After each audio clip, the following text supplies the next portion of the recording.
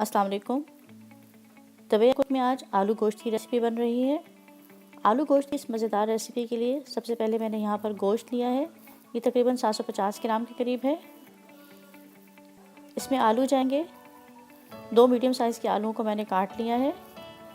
इस तरह प्याज लिए हैं 3 मीडियम और इनको भी काट लिया है बारीक। 3 टमाटर लेकर उनको ब्लेंडर में पीस लिया था, पेस्ट बना ली है उनकी। इस तरह मसालों में नमक 1 चाय का चम्मच, सुर्ख मिर्च 1 1/4 टीस्पून, हल्दी आधा चाय का चम्मच, धनिया पाउडर 1 चाय का चम्मच, अदरक लहसुन पेस्ट 1 टेबलस्पून। इस तरह मैंने चंद तेज़ पत्ते लिए हैं, 1 बादियान का फूल लिया है, 2 बड़ी इलायची हैं और थोड़ी सी काली मिर्ची हैं, ये 1/4 टीस्पून के बराबर होंगी, और दालचीनी चंद स्टिक्स हैं और 3 ही रोस्टली लौंग लिए हैं, और इसके साथ ज़ीरा चाहिए होगा 1 चाय का चम्मच, आधा कप तेल है। गरम तेल में मैंने प्याज डाल दी हैं और इनको फ्राई करना है। ज़्यादा देर फ्राई नहीं करना है, बस कुछ देर फ्राई करना है। साथ ही गरम मसाला डल जाएगा, होल गरम मसाला, साबुत गरम मसाला मैंने डाला है, और इसके साथ हमें इसको 1 आध मिनट के लिए फ्राई करके मैंने अदरक लहसुन का पेस्ट डाल दिया है, उसके 10 सेकंड इसको भी फ्राई करेंगे, और अब साथ ही गोश्त डाल देना है। गोश्त शामिल करके इसका रंग बदलने तक ही इसको फ्राई करना है। देखिए इसका गोश्त का रंग बदलना शुरू हो गया है, पिंकिश ज़्यादा अब नहीं रहा है। अब मैं इसमें सारे मसाले डाल दूँगी, नमक मिर्च हल्दी धनिया, और इनको भूनना है। 5 मिनट तक हम इनको भूनेंगे। जहाँ पानी की ज़रूरत पड़ी है तो मैंने पानी डाला है ताकि मसाले नीचे ना लगें। इसी तरह मैं इसको कुछ देर और भून लेती हूँ। बस 5 मिनट गोश्त को अच्छी तरह मसालों के साथ भूनेंगे, और जहाँ जहाँ पानी ऐसे डालते जाएंगे ताकि मसाला नीचे ना लगे। देखिए फिर मैंने पानी शामिल किया, उसको कुछ फिर भून रही हूँ।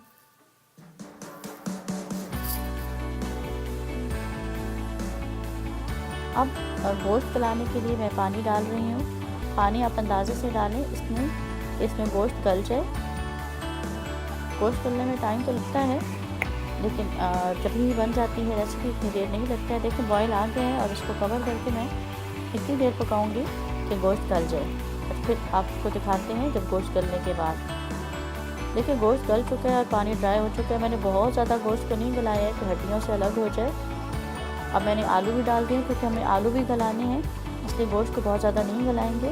साथ ही मैंने टमाटो पेस्ट डाली है, जो टमाटर पीस के रखे थे वो डाल दिए हैं, और इसको कवर करके मैं 2 से 3 मिनट पकाऊंगी ताकि मसाला आलूओं के अंदर चला जाए। अब मैं इसको कवर कर दूंगी। अच्छी तरह मैंने मिक्स किया है। अब मैं इसको कवर कर दूंगी और 2 से 3 मिनट ही पकाऊंगी। देखिए 2-3 मिनट गुजरने के बाद मैं आपको दिखा रही हूँ। अब मैं इसको अच्छी तरह भून लूँगी। बहुत ज़्यादा नहीं भूनना है क्योंकि हम गोश्त पहले से भून चुके हैं। अब इतनी देर भूनना है कि गोश्त में जो तेल है वो बाहर आ जाए। जैसे ही ऑयल बाहर आएगा तो हम इसमें पानी डाल देंगे। देखिए ऑयल बाहर आ गया है, मसाला भून चुका है, आलू भी भुन चुके हैं। अब मैं इसमें पानी डाल दूँगी। अब यहाँ पे भी पानी अंदाजे से डालना है कि आलू गलने हैं और शोरबा तैयार होना है। बहुत ज़्यादा पानी नहीं डालना है। मैंने यहाँ पे 2.5 कप पानी डाला है, और इसको अब बॉयल आने का इंतज़ार करेंगे। जैसे ही बॉयल आता है मैं इसको फिर से कवर कर दूँगी, और मीडियम हीट पे अब आलूओं को गलाना है। बहुत ज़्यादा देर नहीं लगेगी, आलू जल्दी गल जाएंगे।